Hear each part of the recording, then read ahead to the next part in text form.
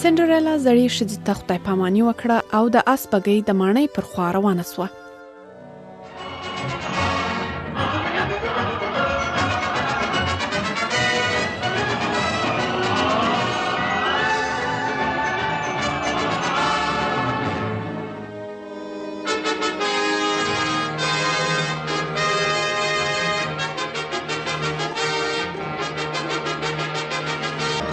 په ماڼۍ کې دننه پاچا او د هغه وزیر شهزاده ته کتل چې له پیغلو سره یې ستړې مسې کوله، خو له هیڅ چا سره یې خبرو ته زړه نه غوښت.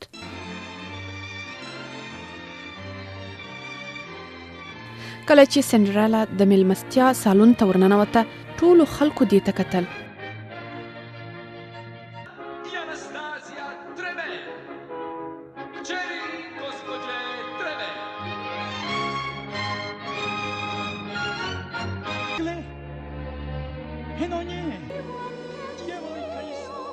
د دې میرې او میرې زوی خوندو یې دا ونه پیژندله. شهزاده پوه سو چې سندرلا د خوښې پیغله ده او غواړي ورسره واده وکړي. شهزاده له سندرلا سره نڅا وکړه او کله چې 12 بجې کېدونکې سوې د ماڼۍ ساعت غږ وکړ. سندرلا ورخطا سوه او ویل دا خو نیمه شپه سوه، زه باید ولاړه سم. کله چې دې د کور پر خوا ځغستل، شهزاده ورپسې نارې کړې چې ودرېږي، خو د دې تلوار و.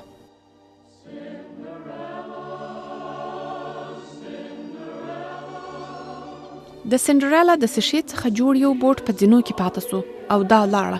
سندرلا د آس په ګاډۍ کې سپاره سوه او آسان په چټکۍ سره د کور پر خوا په ځغاسته سول.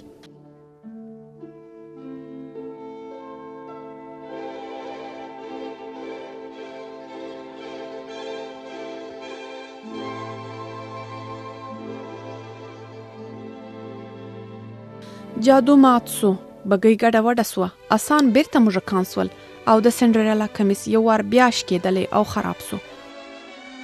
بله ورځ پاچا ټولو کورو ته لیکلی امر ولیږه چې هره پیغله باید د سشې بوټ پر خپله پښه وازموي او د هرې نجلۍ په پښه چې دا بوټ اصل سو، هغې ته به شهزاده د واده لپاره مرکه لیږي. سندرلا خپله خوشحالي نه سوای پټولی او میره یې په پوه سوه چې همدا د میلمستیا په شپه د پاچا ماڼۍ ته ورغلې وه.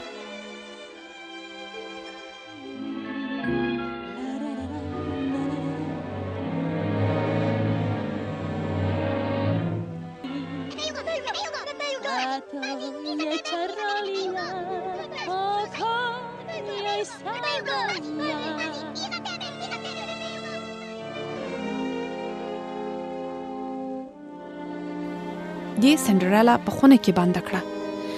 سندرلا زارۍ کولې چې بیرته یې را پرېږدي، خو چا یې نارې وانه اورېدې.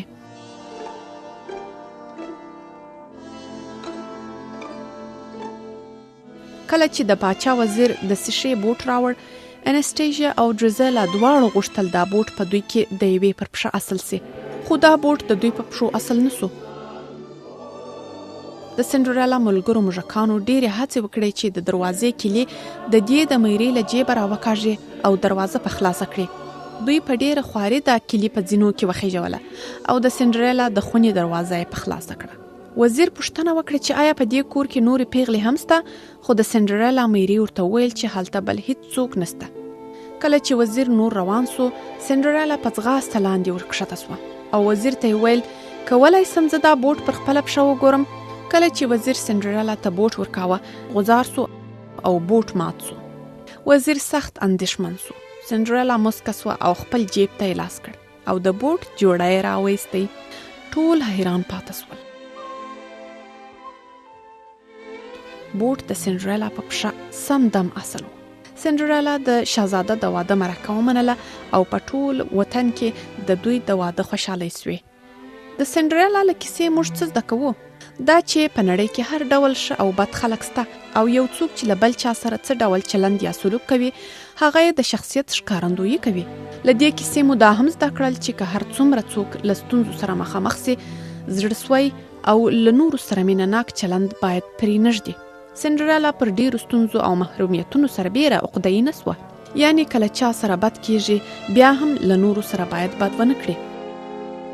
موږ د لیډي ټرمین، انستیژیا او ډریزلا له کرکټره زده کړل چې ټول مشران او ځینې همزولي مهربانه او عادل نه وي او هغوی چې ظالمان وي د نورو په ژوند کې ستونزې جوړوي چې دا بد کار دی. بیرته موږ دا هم زده کړل چې ځینې کسان د مهربانۍ او مینې په بدل کې بیرته مهربانه او مینه ناک وي، لکه د سندرلا حیوانان ملګري، ځکه دوی په مینې او مهربانۍ سره ښه احساس کوي او غواړي دا احساس وساتي. هغه زړه ښځه مو په یاد ده چې سندرلا ته یې په جادو نوي کالي ورکړل. د هغې له کرکټره مو زده کړل چې څوک باید له هر چا سره ښه وکړي او د بدل تمه یې ونه کړي. بله خبره دا چې له خلکو سره ښه کول د جادو غوندې د هغوی ژوند بدلولی سي. له سندرلا موږ دا هم زده کړل چې که څوک هر ډول کالي واغوندي، اصلي ښایست یې په دې کې دی چې له نورو سره څومره ښه کوي. په پای کې تر ټولو لویه نتیجه دا ده چې څوک باید تل خپلې هیلې له لاسه ورنه کړي او که هڅه وکړي خپل ژوند بدلولی سي.